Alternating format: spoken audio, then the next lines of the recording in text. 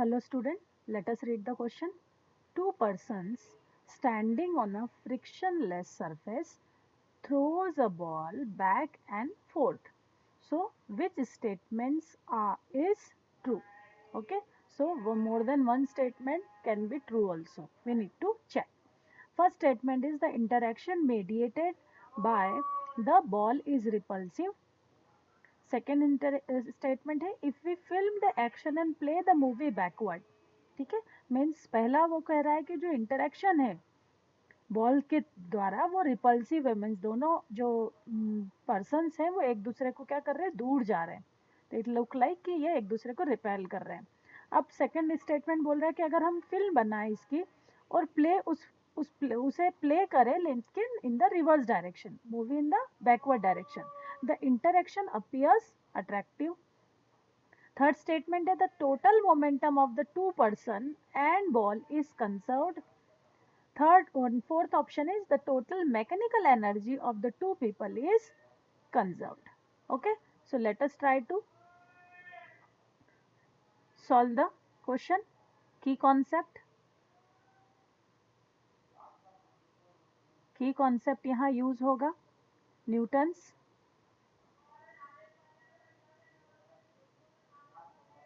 Third law of motion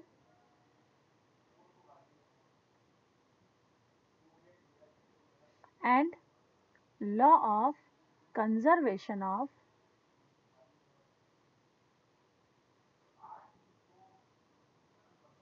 momentum.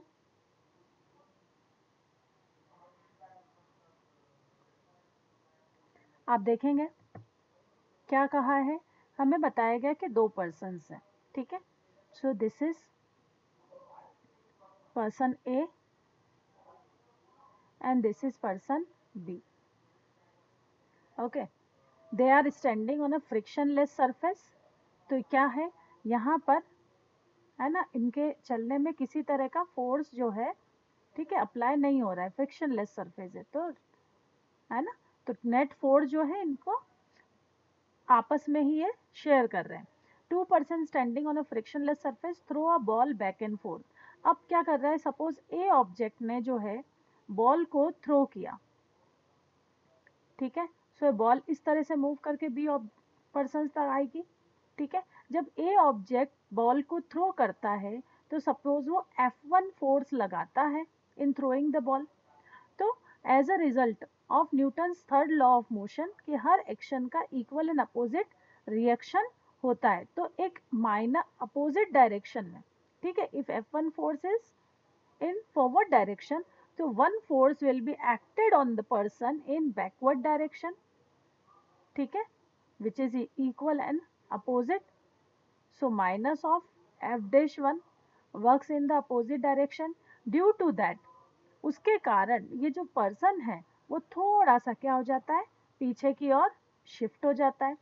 ठीक है, अब ये जो बॉल है ना, जिसे दूसरे बंदे ने कैच किया.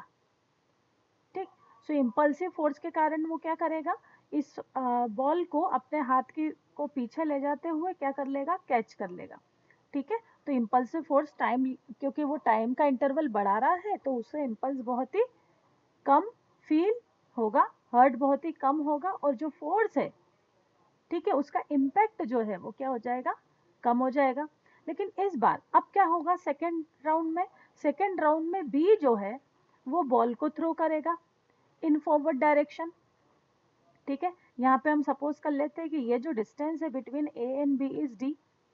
ठीक है, अब सेकेंड राउंड में बी है थ्रो करेगा तो बी को अपोजिट डायरेक्शन में क्या मिलेगा, मान लिया कि उसने F2 फोर्स लगाया in forward direction, so minus of F2 dash force उसको टूवर्ड बी लगेगा. टूवर्ड बी लगने के कारण ये जो बी है वो थोड़ा सा और पीछे की ओर शिफ्ट हो जाएगा. सो अब मान लेते हैं कि जो डिस्टेंस है इन दोनों के बीच वो d प्लस D1 हो गई, है ना, थोड़ी सी डिस्टेंस इंक्रीज हो गई थी. अब जो है थर्ड राउंड में क्या होगा कि अब ये जो बॉल कैच करेगा, ये बॉल को कौन कैच कर रहा है, person A. Now this time person A will throw the ball again. ठीक है, तो ये थ्रो करके बॉल इस तरह से बी तक पहुंचाएगा, है ना, तो बी इसे कैच करेगा। फिर वही प्रोसेस होगी। अगर ये F3 फोर्स फॉरवर्ड डायरेक्शन में अप्लाई करता है तो उसे एक बैकवर्ड फोर्स मिलेगा अपोजिट डायरेक्शन में F3 डैश, जिसके कारण जो A है वो और ज़्यादा शिफ्ट हो जाएगा पीछे की ओर। तो मान लिया कि अब जो डिस्टेंस हो जाएगी वो कितनी हो जाएगी, D प्लस D2, या हम कहें D plus D1 plus D2, correct. So हम क्या ऑब्जर्व कर रहे हैं कि जब बॉल को थ्रो किया जा रहा है तो हर राउंड में ए और बी की कंपैरेटिव डिस्टेंस, है ना, हम कहेंगे D is less than D plus D1, D plus D1, and third round में हम कह सकते हैं D plus D1 is less than D plus D1 plus D2, correct. तो हमारी जो डिस्टेंस है वो क्या हो रही है, कंपैरेटिवली बढ़ती जा रही है। तो अब जो दूर से देखने वाला ऑब्जेक्ट है उसे क्या लगेगा कि दोनों आपस में कैसे जो मीडिएट जो इंटरेक्शन दिखाई दे रहा है उनके बीच में, वो आपस में एक दूसरे से दूर जाते हुए दिखाई दे रहे हैं।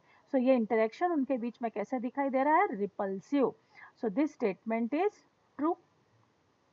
सेकेंड स्टेटमेंट हमें कहा जा रहा है, if we film the action and play the movie backward. अब हम इस पूरे इवेंट को रिकॉर्ड करें, ठीक है, और उस रिकॉर्ड कर कर उसे बैकवर्ड रिवर्स डायरेक्शन में शो करें। तो अब हमारे लिए मूवी कैसे चलेगी, पहले दोनों ऑब्जेक्ट की distance D plus D1 plus D2 रहेगी, फिर थोड़ी देर बाद उनकी डिस्टेंस D प्लस D1 हो जाएगी, है ना, फिर उनकी डिस्टेंस क्या हो जाएगी, D हो जाएगी। मीन्स ये एक दूसरे की क्या दिखाई देंगे, पास आते हुए दिखाई देंगे। तो ये कैसे अपीयर होगा कि ये एक दूसरे को क्या कर रहे हैं, अट्रैक्ट कर रहे हैं। तो ऑप्शन बी इज करेक्ट, ठीक है। Third option is the total momentum of two person and ball is conserved. So यहाँ हम देखें कि क्या हो रहा है। अगर हम ए और बी को एक सिस्टम बना ले, ए बी और एक बॉल को एक सिस्टम बना ले, और हमें कहा गया है कि ए और बी जिस सरफेस पे खड़े हैं वो फ्रिक्शनलेस है, ठीक है, मीन्स इनका जो भी फोर्स है वो ग्राउंड में रिलीज नहीं हो रहा है, वो आपस में ही शेयर हो रहा है।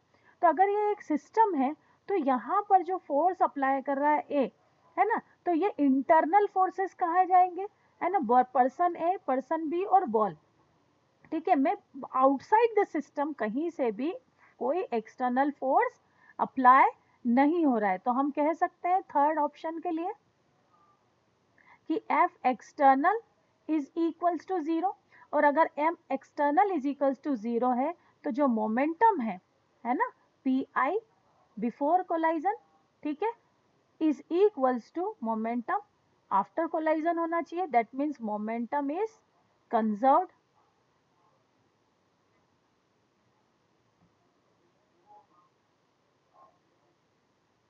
correct? So option C is also true. Now let's option D, the total mechanical energy of the two people is conserved. Total mechanical energy means sum of kinetic energy and potential energy, ठीक है। तो total mechanical energy अगर हम ए की बात करें तो he was standing, तो इनिशियली उसकी क्या होगी, मान लिया कि उसकी कुछ पोटेंशियल एनर्जी डेवलप थी, ठीक है। तो पोटेंशियल एनर्जी सपोज पहली केस में पोटेंशियल एनर्जी P1 डेवलप थी, जैसे उसने बॉल को थ्रो किया तो उसकी पोटेंशियल एनर्जी किस में कन्वर्ट हो गई, काइनेटिक एनर्जी में, ठीक है। तो वो कितनी हो गई, काइनेटिक, लेकिन sum of potential energy plus kinetic energy is remain same, इसे कहते हैं हम टोटल मैकेनिकल एनर्जी, करेक्ट। इसी तरह से बी पे जब वो स्टैंडिंग था तो उसमें कोई सपोज पोटेंशियल एनर्जी थी, ठीक है, प्लस जैसे ही उसने बॉल को थ्रो किया तो उसमें कोई काइनेटिक एनर्जी डेवलप हुई। तो P2 तो जितना उसने फोर्स अप्लाई किया उतनी उसकी पोटेंशियल एनर्जी किस में कन्वर्ट हो गई, काइनेटिक एनर्जी में। तो sum of potential energy plus kinetic energy is equals to its mechanical energy. और ये मैकेनिकल एनर्जी का सम जो है वो दोनों ही केस में क्या रहेगा, कंजर्व्ड रहेगा। लेकिन ये जो रिएक्शन फोर्स है जिसके कारण ऑब्जेक्ट की कुछ एनर्जी क्या हो रही है, रिएक्शन में भी खर्च हो रही है, तो इसका मतलब है कुछ काइनेटिक एनर्जी क्या हो रही है, कंज्यूम्ड हो रही है। तो टोटल मैकेनिकल एनर्जी है ना, फर्स्ट पार्ट और इन दोनों का अगर इक्वल करें तो ये दोनों इक्वल नहीं होंगी, इसलिए हम कह सकते हैं the total mechanical energy of two people is conserved. ठीक है, so this option is false.